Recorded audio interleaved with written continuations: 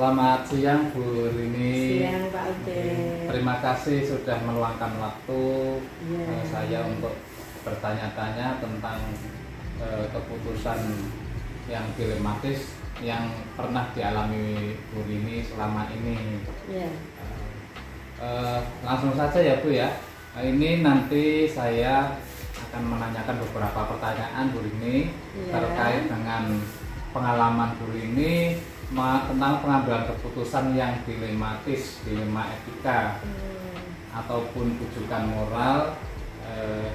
1-8 pertanyaan Bu. Ya. Insya Allah saya jawab kalau saya bisa jawab ya Pak Ubed.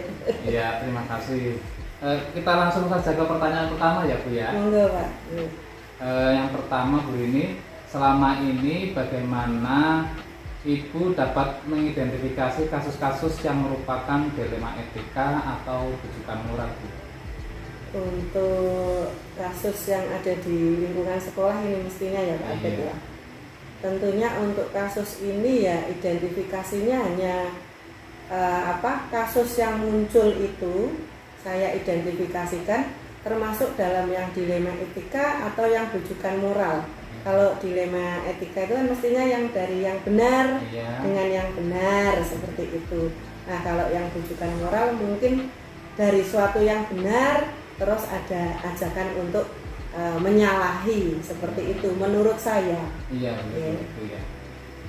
Selanjutnya selama ini ya Bu, bagaimana Ibu menjalankan pengambilan keputusan di sekolah ya panjenengan, terutama untuk kasus-kasus di mana ada dua kepentingan yang sama-sama benar atau sama-sama mengandung nilai kebajikan Bu?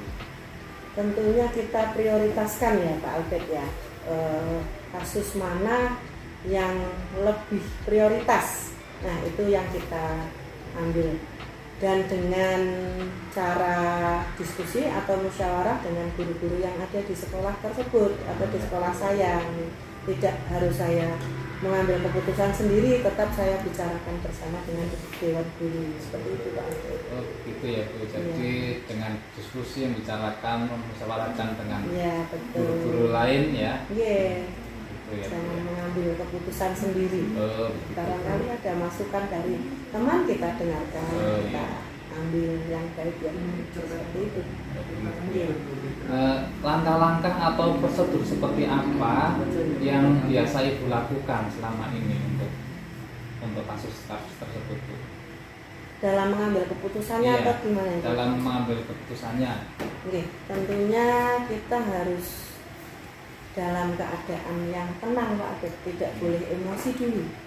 Kemudian kita identifikasi kasus tersebut, apakah kasus ini termasuk berat atau ringan. Kemudian saya pelajari dulu, kemudian saya cari opsi-opsinya. Ada beberapa langkah atau opsi yang harus kita ambil, kemudian kita forumkan dengan guru-guru biar mereka itu tahu kasus ini tidak boleh ditutupi. Jadi kita buka sejelas-jelasnya biar guru tahu. Kemudian kita dengarkan pendapat dari semua guru.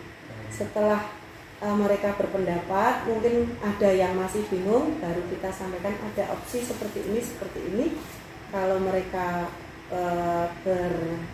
beranggapan itu baik, maka kita ambil keputusan yang mana yang paling baik untuk menentukan atau menyelesaikan kasus ini, seperti itu Pak Albert. Itu ya Bu ya. Nah, jadi semuanya ikut terlibat dalam mengambil keputusan. Nah, sebelum akhirnya diputuskan oleh Ibu sendiri ya Bu. Iya. Tentunya dengan hasil musyawarah Pak. Selanjutnya hal-hal apa saja yang selama ini Ibu anggap efektif dalam pengambilan keputusan pada kasus-kasus dilema etika? Ya, itu tadi kita dengan cara bermusyawarah dalam keadaan yang tenang, sabar, kemudian kita buka kasusnya secara detail, tidak ditutup-tutupi. Yang utamanya itu kita mengambil keputusan itu harus adil untuk semuanya Pak Abed. Jadi jangan sampai ada yang dirugikan untuk pengambilan keputusan. seperti itu Pak. Ya. Selanjutnya hal-hal apa saja yang selama ini merupakan tantangan dalam pengambilan keputusan pada kasus-kasus dilema etika? Tantangan yang merupakan tantangan, hal apa saja itu? Kalau di sekolah tantangannya hanya sedikit ya, kadang ada beberapa guru yang tidak mau berpendapat, itu menurut saya tantangan karena gitu. jadi pasif ya. Hanya itu sih, karena semuanya bagus nih, hanya sebagian kecil saja. Kemudian kalau kasus itu kok merambah agak melebar, misalkan ke orang tua murid atau ke komite, jadi tantangannya kita harus menyelesaikan dengan melibatkan beliau-beliau yang berkompeten di bidang itu. Gitu.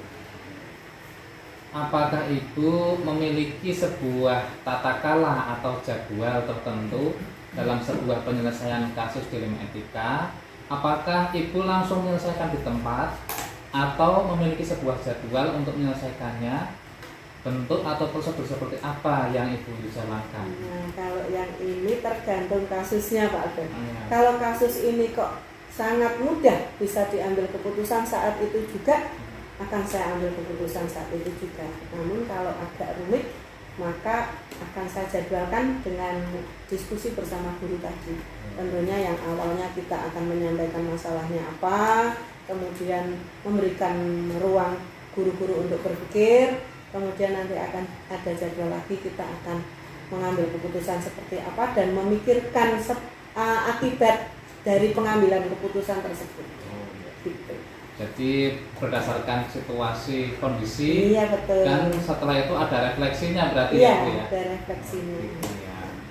Selanjutnya, adakah seseorang atau faktor-faktor apa yang selama ini mempermudah atau membantu Ibu dalam pengambilan keputusan dalam kasus-kasus dilema etika, Bu? Jelas ada dong Pak Albert. Tentunya dalam hal ini yang saya maksud adalah guru-guru hebat saya Pak Albert. Iya. Guru-guru hebat di SD 6 saya itu kalau diajak berdiskusi itu semua bisa menemukan titik apa ya untuk pengambilan keputusannya dengan bersama-sama, secara nyaman, secara tenang, secara sabar, seperti itu. Itu adalah tim saya yang tempat saya untuk mencurahkan dan berpikir, tukar pikir bersama.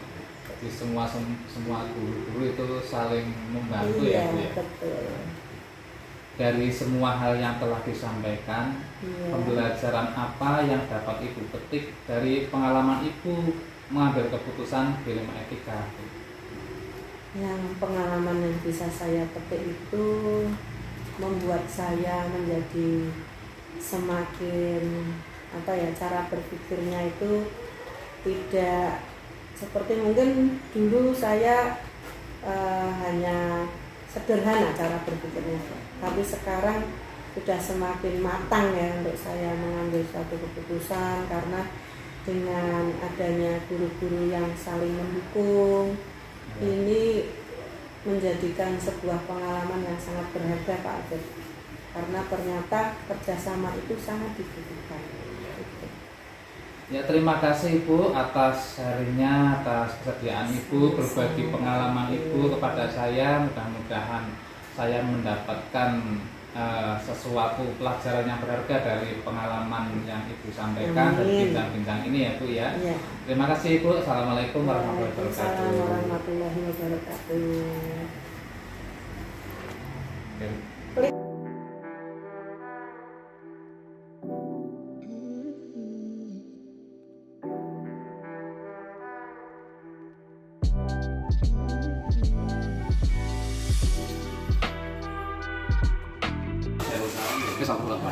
Assalamualaikum warahmatullahi wabarakatuh Pak Imam. Waalaikumsalam warahmatullahi wabarakatuh. Bagaimana kabarnya nih Pak Imam hari ini? Alhamdulillah sehat. Sehat ya. Kita sudah puasa. Mohon maaf ini Pak Imam, saya mengganggu waktunya Pak Imam. Saya ini Pak Imam mau melakukan wawancara terhadap Pak Imam terkait jabatan Pak Imam sebagai kepala sekolah tentang pengambilan keputusan Pak Imam. Bisa Pak Imam ya? Insya Allah. Ya, terima kasih. Saya jawab sebisa saya ya. Iya ya, terima kasih Pak Imam. Nah, langsung saja kita mulai Pak Imam ya. Pertanyaan pertama.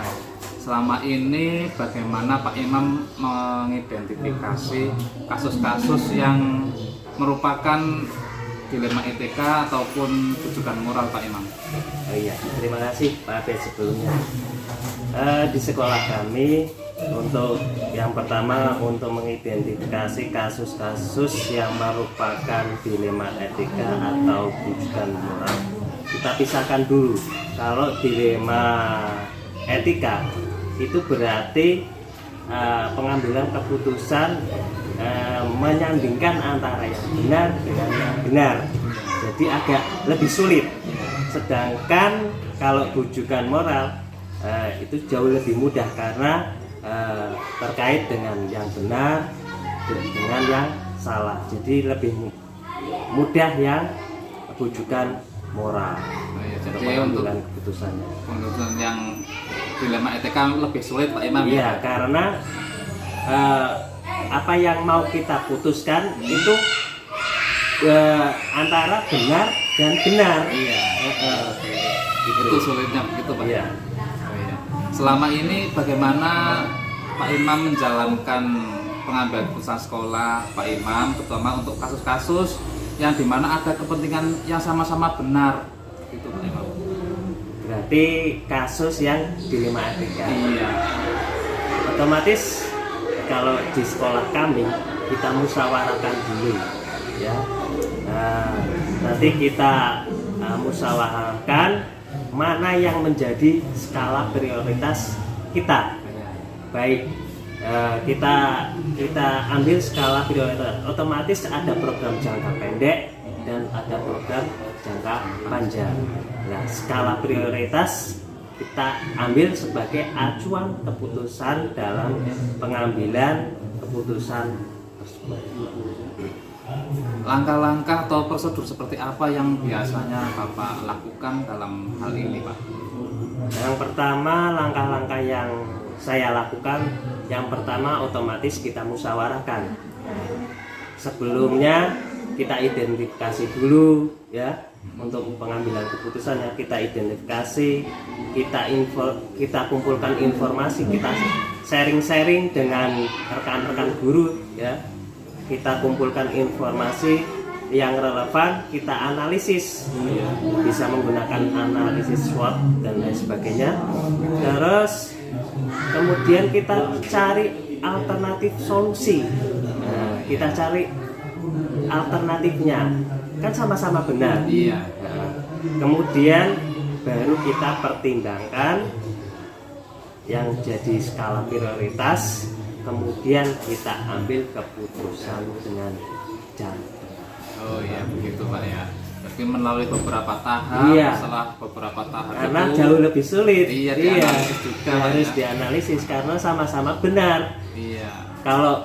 Kalau yang rujukan moral kan satu salah jelas, Iya. kalau salah gampang Iya, ditinggalkan iya. Yang saja. salah gitu ya. Terus hal-hal apa saja yang selama ini Pak Imam anggap efektif dalam mengambil keputusan pada kasus-kasus dilema etika Pak Imam? Yang pertama otomatis kita komunikasikan atau kita musyawarahkan dengan segenap dewan guru ya. Kemudian yang tadi yang saya tegaskan yaitu menggunakan skala prioritas yang ada. Karena kita sebagai kepala sekolah ya paling tidak punya 3 prinsip, yaitu prinsip Ki Hajar Dewantara. Ing ngarsa sung tulodo, ing madya mangunkarsa tuturi handiri. Luar biasa sekali. Selanjutnya yang menjadi tantangan Pak Imam selama ini apa Pak dalam menyelesaikan kasus seperti ini? Otomatis banyak tantangan kalau dilema itu, pasti bingung. Tantangannya bingung.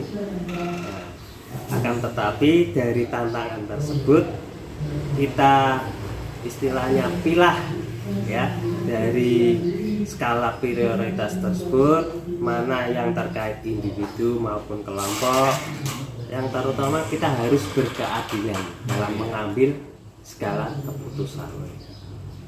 Pak Imam memiliki sebuah tata kala atau jadwal dalam penyelesaian kasus dilema etika, ataukah Pak Imam langsung menyelesaikan saat itu juga? Prosedur seperti apa yang Pak Imam lakukan, Pak? Segala pengambilan keputusan kita harus pikirkan lebih dahulu. Jadi kalau misalnya ada masalah atau harus segera diselesaikan, kita selesaikan, tidak nunggu jadwal. Berarti kita selesaikan, kita prioritaskan mana yang lebih dahulu, yang terbaik. Makanya kita ambil skala prioritas untuk pengambilan keputusan. Jadi Pak Imam sering mengambil keputusan saat itu juga begitu, Pak ya? Iya, jangan ditunda-tunda. Kalau kita tunda nanti nambah pekerjaan yang lain. Begitu, Pak. Iya. Dalam pengambilan keputusan itu adakah seseorang atau faktor-faktor yang selama ini mempermudah membantu Pak Imam dalam pengambilan keputusan khususnya di kasus-kasus dilema etika, Pak? Otomatis banyak faktor ya, terutama kita kalau mengambil keputusan kita lalui dengan cara musyawarah. Di musyawarah itu pasti ada masukan dari rekan guru dan lain sebagainya, sehingga dengan adanya masukan kita dapat memilah, mengidentifikasi, sehingga kita cari alternatif lain untuk pengambilan keputusan. Gitu, Pak ya. Intinya pekerjaan dikerjakan bersama-sama Iya, lebih mudah. Bagus, Pak ya. Jangan ditangani seseorang. Kita harus berkolaborasi dengan teman yang ada di sekolah. Dari semua hal yang telah Bapak Imam lakukan selama ini, pembelajaran apa yang dapat Pak Imam petik selama pengambilan keputusan khususnya yang dilema etika, Pak? Memang untuk terkait keputusan, pengambilan keputusan terkait dilema etika itu memang agak lebih sensitif karena menyandingkan benar dengan benar. Untuk itu perlu sekali kita mengambil keputusan yang tepat sesuai dengan aturan, sesuai dengan skala prioritas yang ada, memperhatikan dengan kepentingan pribadi maupun kelompok dan kepedulian dan kemajuan bersama. Gitu, Pak ya. Terima kasih Pak Imam atas kesediaan Pak Imam. Mungkin ini adalah menjadi pengalaman berharga buat saya, pembelajaran buat saya dari pengalaman Pak Imam pribadi. Saya terima kasih sekali, mudah-mudahan apa yang Pak Imam sampaikan menjadi manfaat buat saya ke depan, Pak Imam. Terima kasih ya Pak Imam. Terima kasih, sama-sama Pak Abed. Sambil saya mohon izin mau melanjutkan pekerjaan. Terima kasih Pak. Terima kasih.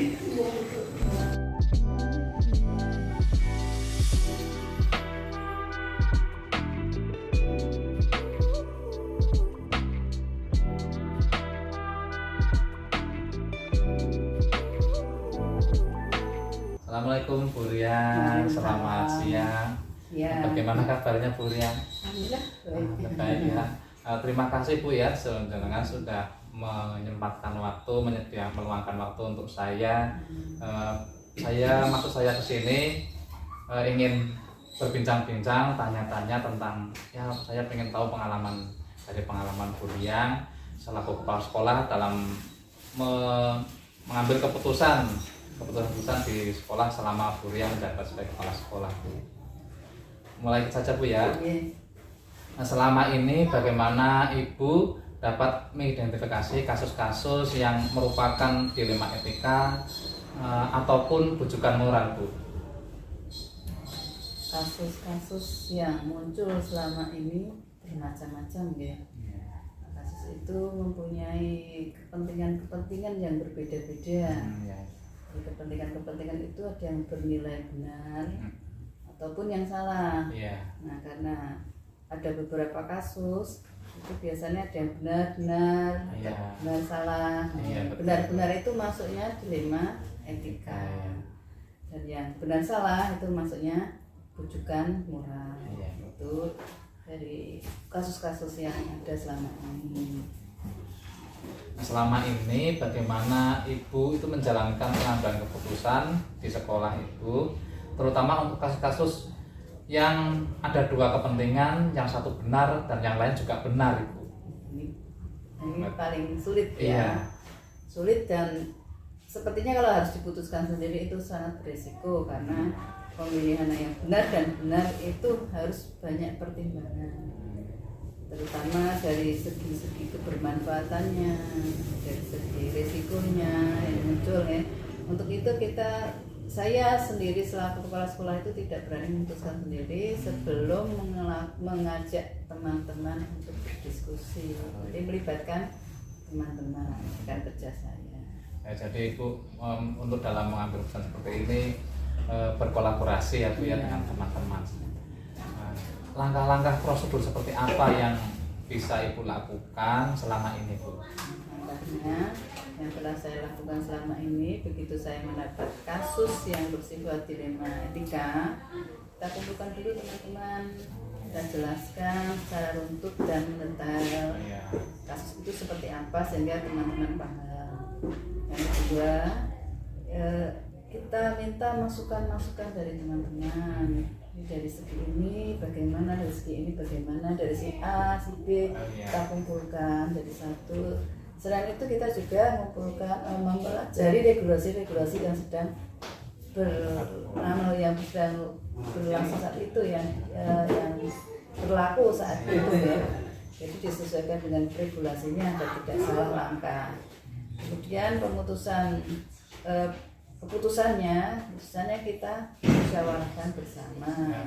Kalau dengan rekan kerja kok belum bisa memenuhi, belum bisa mengambil keputusan, kita bisa mengajak komite atau stakeholder yang ada kaitannya dengan kasus tersebut. Hal-hal apa saja yang Ibu anggap efektif dalam mengambil kasus khususnya dilema etika, Bu? Kerjasama dengan rekan kerja, terutama mereka yang rekan kerja yang saling mendukung, bisa diajak kerjasama, itu sangat efektif dalam pemutusan pengambilan keputusan. Paling efektif itu Kerjasama ya. Kerjasama, nggak mungkin sendiri karena ini organisasi ya. Bukan rumah saya sendiri ya. Betul, Bu ya. Ada kerjasama. Dari pengalaman Ibu dalam menentukan pengambilan keputusan khususnya di dilema etika, tantangan yang seperti apa yang pernah Ibu alami? Semua ada tantangannya ya. Tantangannya meliputi kebermanfaatannya itu seperti apa. Banyak sedikitnya kita bisa analisa. Kemudian dari segi risiko itu banyak sekali tantangannya ya. Berapa banyak risikonya kita timbang-timbang. Kemudian juga yang saat ini merupakan tantangannya berarti itu regulasi. Kadang pagi regulasinya seperti ini, nanti sore sudah berubah. Oh begitu ya. Jadi itu kan benar-benar perlu kita pelajari, terutama saat-saat kemarin COVID itu ya. Nah itu langsung berubah-ubah, terus berlanjut sampai sekarang. Jadi mungkin juga ini karena pengaruh perkembangan teknologi. Jadi terus penyesuaian terhadap teknologi dan keadaan lingkungan juga mempengaruhi. Itu tantangannya.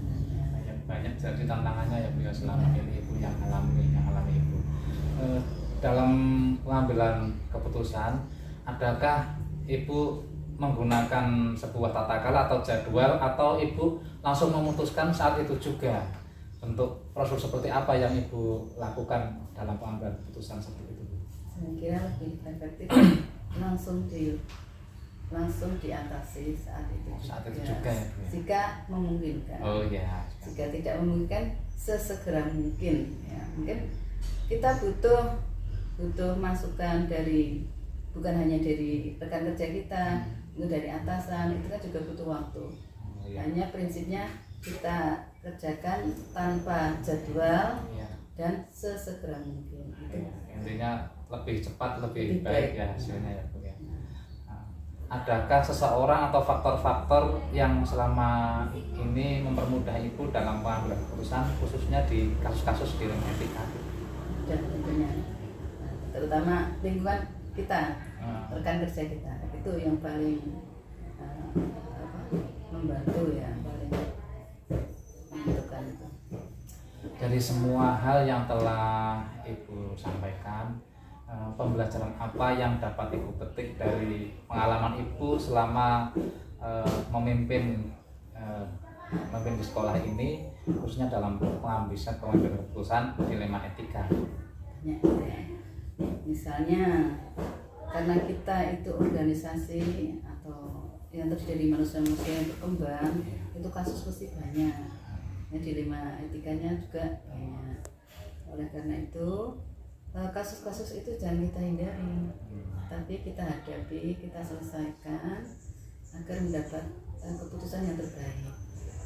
Kemudian kerjasama dengan rekan kerja itu sangat penting. Hubungan personil juga penting ya, karena untuk menentukan sesuatu itu kita nggak bisa sendiri, itu bersama dengan teman. Kemudian kalau memutuskan segala sesuatu jangan asal, harus ada dasar semacam regulasi punya, regulasi yang sedang berlangsung saat itu. Jadi jangan sampai yang sudah tidak dipakai kita pakai. Nah, jadi lebih hati-hati untuk menentukan kebijaksanaan itu, mengambil keputusan. Dan itu pun tidak hanya berlangsung di sekolah ya, mungkin bisa di keluarga kita bisa ambil pelajaran seperti itu, ataupun di masyarakat juga seperti itu. Jadi segala keputusan itu harus benar-benar kita analisa, kita putuskan dengan segala macam pertimbangan. Jadi intinya hati-hati dalam mengambil keputusan, kemudian kerjasama, kolaborasi yang aman. Yang ketiga yaitu jangan lupa perhatikan regulasi yang ada ya. Iya. Ya. Sampai salah. Terima kasih Bu atas pengalaman yang Ibu berikan kepada saya. Mudah-mudahan ini bermanfaat bagi kita semua, dan tentunya saya yang masih belajar, terima kasih atas pengalamannya Ibu ya. Nah, sekalian saya mohon diri. Terima kasih. Assalamualaikum warahmatullahi wabarakatuh.